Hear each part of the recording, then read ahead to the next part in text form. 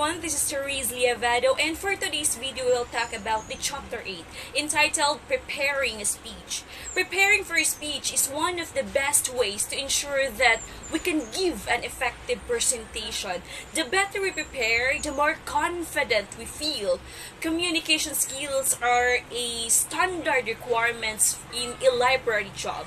However, can be more difficult to acquire and discern.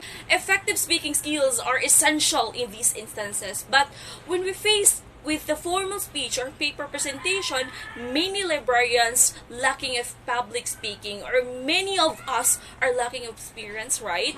So that is why some of the authors initiate some easiest way to prepare for a speech. The 10 steps are from Stephen Brooks, a former Communication Department faculty member of the Northern Kentucky University.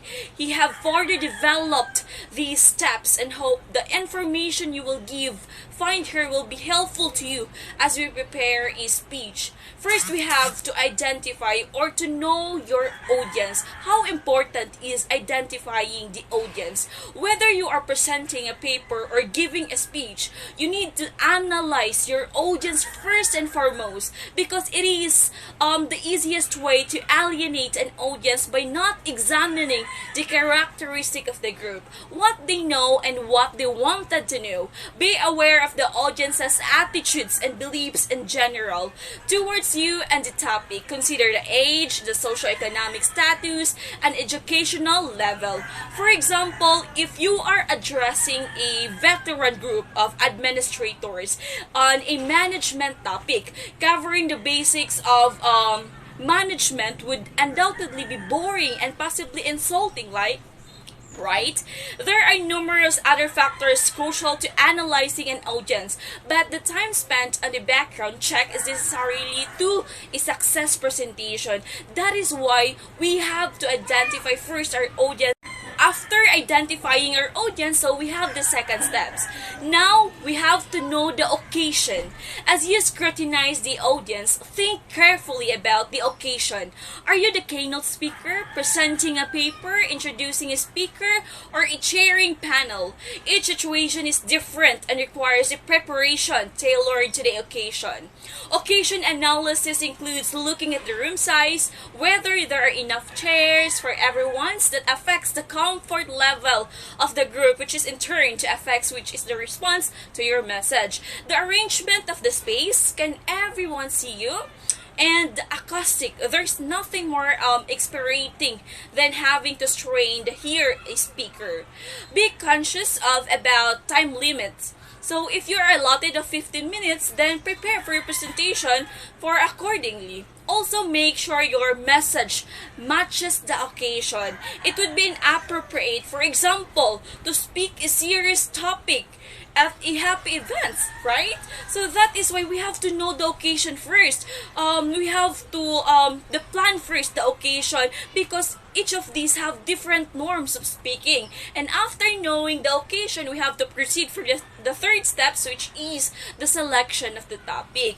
So selecting a topic, it can be more difficult, right? Sometimes occur first stemming from the audience and occasion, as in the case of paper being accepted for a conference. If you need to pick a topic, however, be sure it is one that is interesting to you, so that you could give a lot of topic towards your audiences. So selecting a speech topic sometimes feels like shooting an arrow in a random direction and hoping that it hits the target, of course.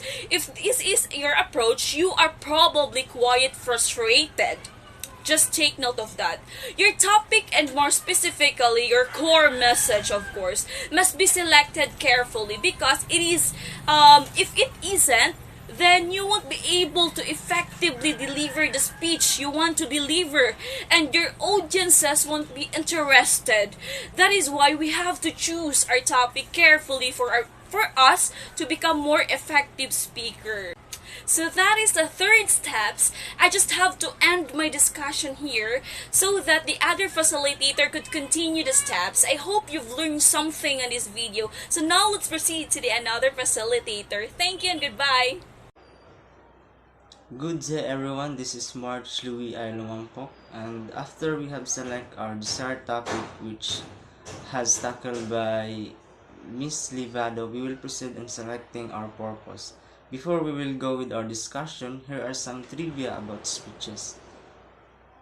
Did you know that when we read, we don't actually cover the entire word in our mind? We use our past experiences to help us identify a word by a place of certain letters in the word in order to read faster. Imagine if the same principle applied to speech.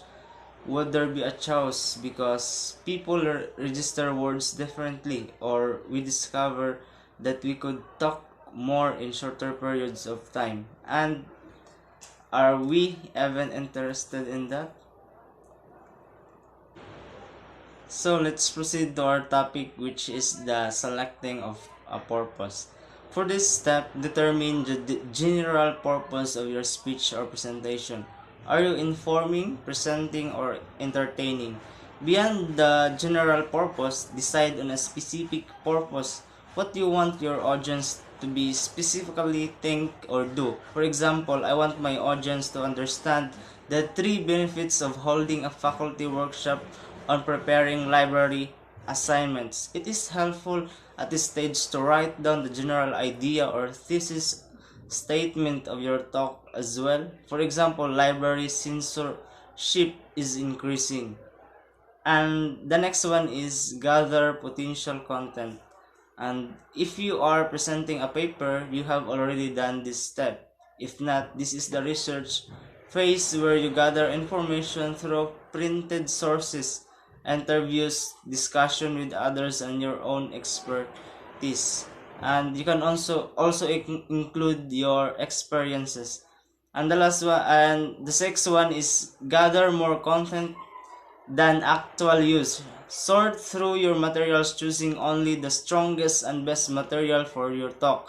This step allow you to luxury of editing and if need be recognizing any information gaps that needs to be filled. Thank you for staying in tune, and the next facilitator will continue the report.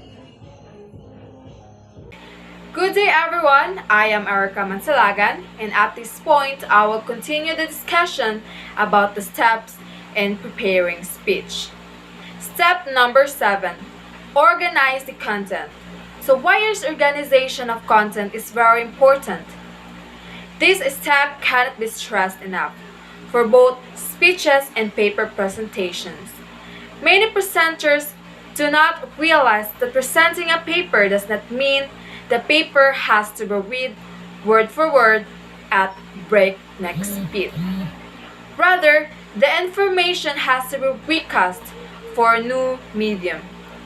Do not be bound by the flow of your paper, which means as speaker, we have to organize our ideas based on the audiences, occasions, and the purpose of our presentation.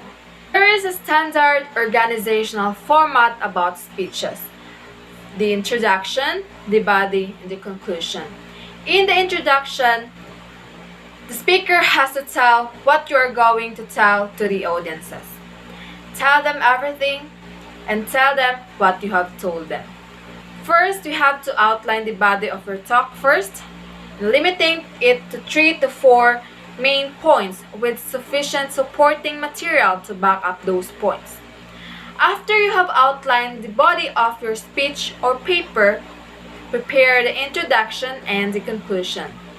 Your introduction should start with an attention getter, which can be an anecdote, a quotation, a question, a joke, or whatever is appropriate for the topic and audience. The introduction is your opportunity to build a rapport between you and the audience. Tell them why your speech or paper is relevant to them and that you are glad that you have to speak with them. The conclusion should include the summary of the main points and a final statement that leaves the audience with something to think about or remember on the purpose of your speech. Also, movement is fine, but only if it is controlled. Step 8. Phrase this speech. The previous step involved preparing the message. Now at this step, you are ready to work on delivering the message. Usually, a type of delivery most appropriate is the extemporaneous delivery. With extemporaneous speaking, you are thoroughly prepared and practiced. But the exact wording of the speech is determined at the time you actually speak the words. You want to avoid memorizing your talk. Instead, know your key ideas and translate them into words as you speak. This means you have to talk about what you are saying as you are speaking. Each time you practice, you may say your speech a little bit differently, but this allows flexibility and the chance to adapt to your audience if needed. Speaking extemporaneously can be difficult to achieve at first, but this style of delivery creates spontaneity, which can affect the receptivity of your audience to you and your ideas.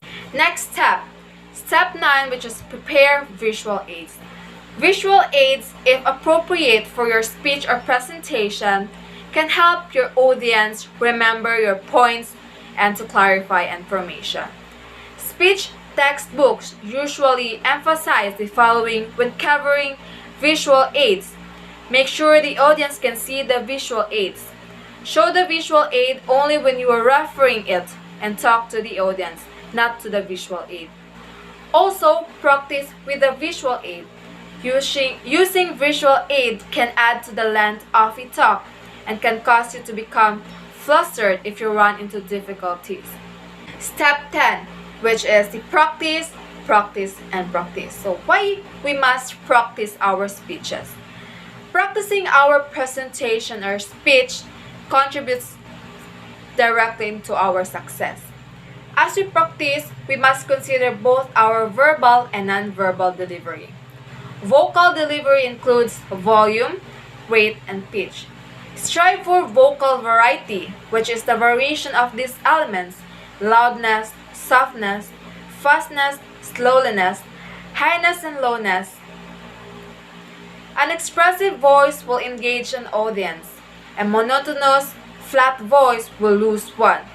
Also, remember that non-verbal delivery carries as much weight as verbal. There are certainly other elements of verbal and non-verbal delivery to investigate when practicing our speeches or paper. Our goal is to sound spontaneous and feel comfortable, so time spent practicing is necessary. It is a good idea to practice in a situation as close to a real one as possible, and in front of friends or with a tape recorder. Even if you follow these 10 steps, you will probably experience some nervousness before or during your talk. This energy is an asset and evidence that you care about the quality of your presentation. However, if you have prepared well and practiced enough, you will lessen your apprehension. Also, think positively as you prepare, rehearse, and actually deliver your message. Positive thoughts can make difference in the quality of your speech or presentation. If you keep these steps and ideas in mind, you can have successful speaking experience. That would be all. I am your speaker, Erica Mansilagan. Thank you.